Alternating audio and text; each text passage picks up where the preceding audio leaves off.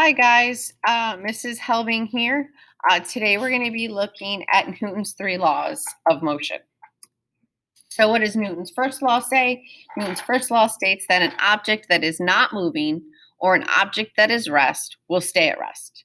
And an object that is moving will continue moving with a constant velocity, which means it has the same speed in the same direction, unless an unbalanced force is acting on the object.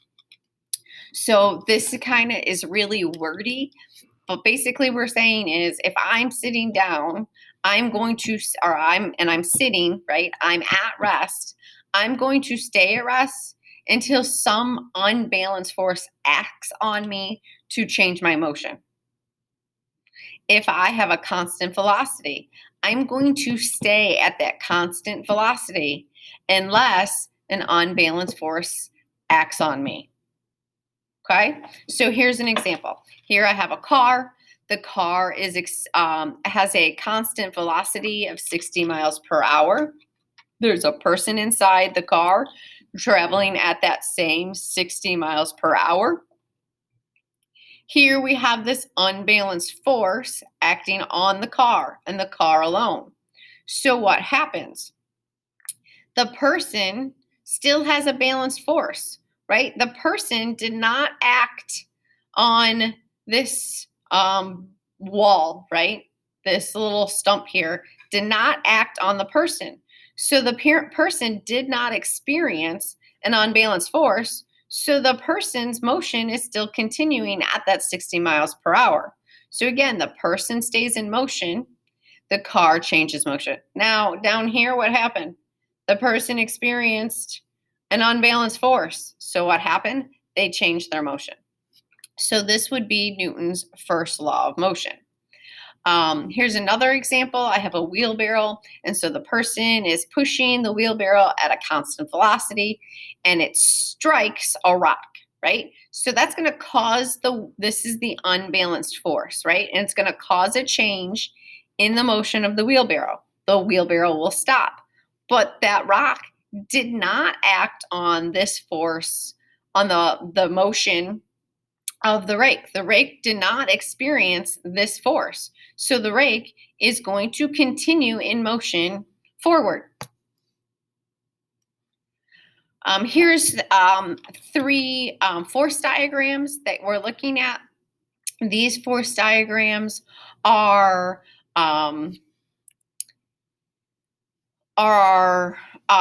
what we've seen before. And so I need to adjust this. Excuse me, I just realized this isn't correct. So let me fix this really quick.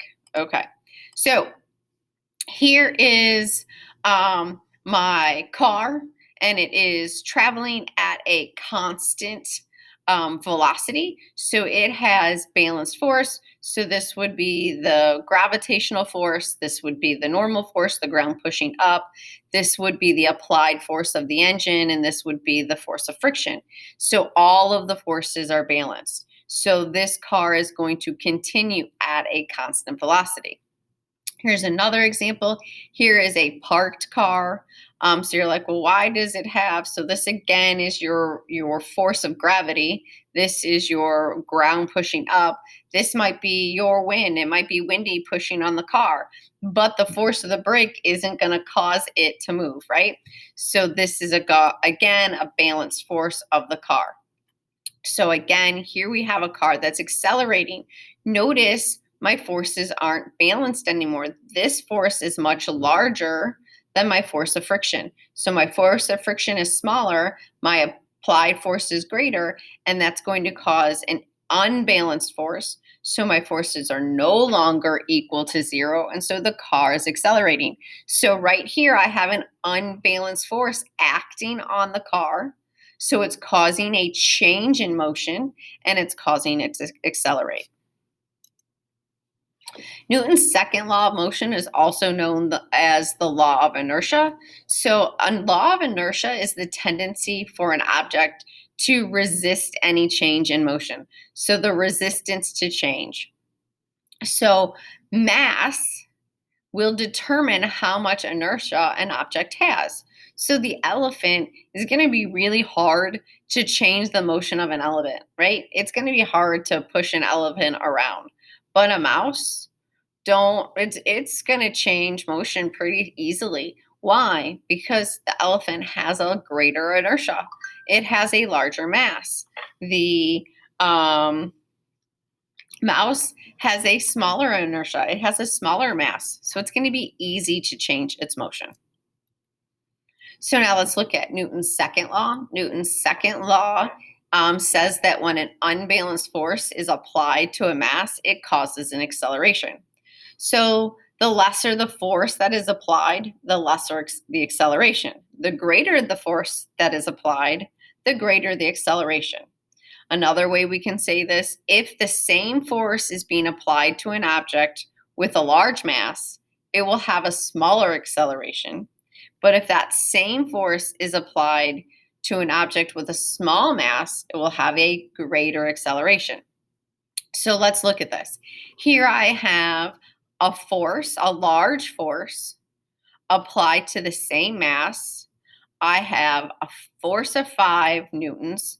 Well, how does that impact the acceleration? Well, it's going to have a greater acceleration because I have a greater force, so it accelerates at 5 meters per second per second. But on scenario 2, over here, it's the same mass, right?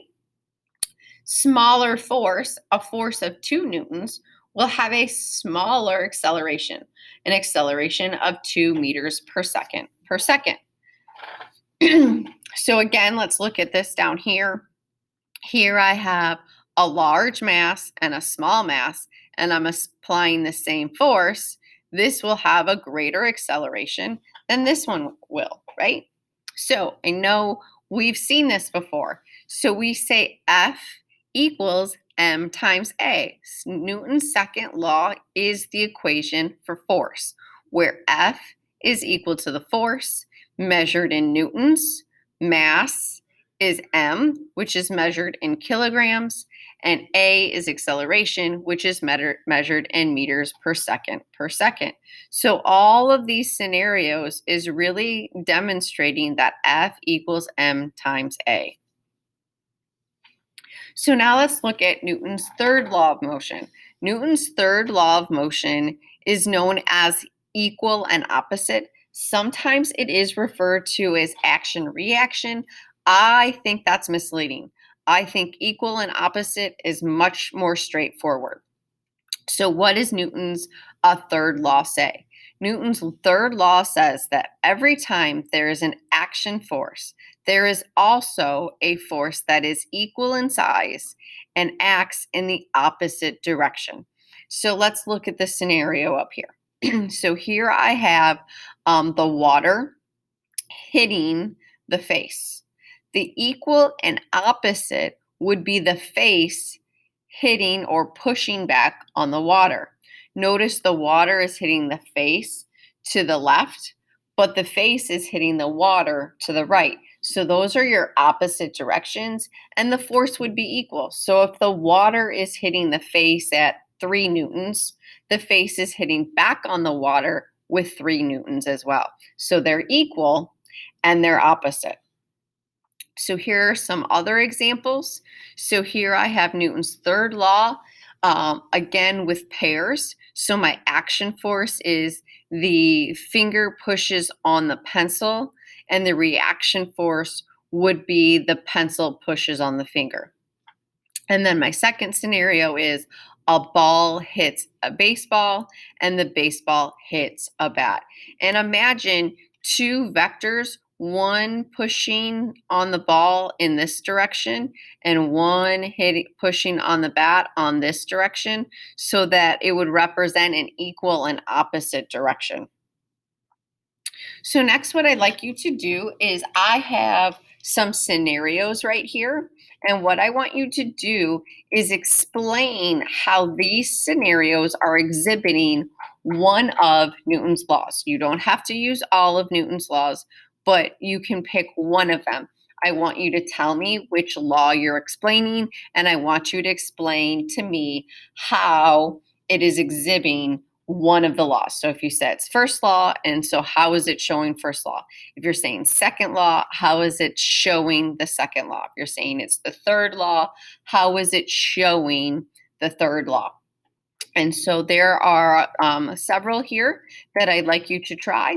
If you have any questions, make sure you're reaching out to me. Bye, guys. Have a good day.